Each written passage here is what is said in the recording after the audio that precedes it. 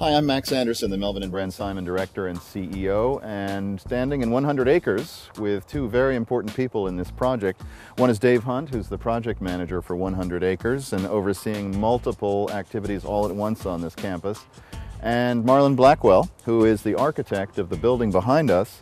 Give us some background on what we're seeing today in terms of the steel and what's being framed out here. What's the experience our visitors are going to have when they come up to this building?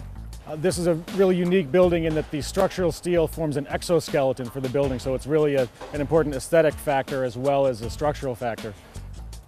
It will be a multi-purpose space that can be used for talks, exhibitions, educational purposes. It also contains a small kitchen as well as ADA accessible restrooms and emergency phones. This is geothermally heated.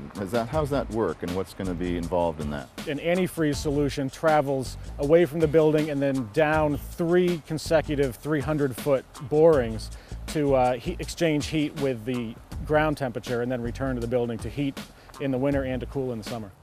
So Marlon, here we are back again at a site you know well, and you've been here multiple occasions, but now you finally see some steel out of the ground. Does that feel good? It feels great. It feels great right now. It's a long time coming.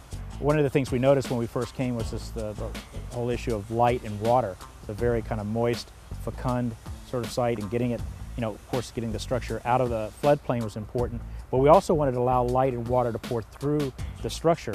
And this kind of came from finding leaves all over the site that had been eaten away by insects, and so they had this porosity in the surface. And so we thought about how we would make a building that would have porosity, light and water filtering through it. Well, it's a building that opens. It's almost like you're experiencing it in parts, but it is a unified structure. The deck, the wall, and the canopy are all the same material.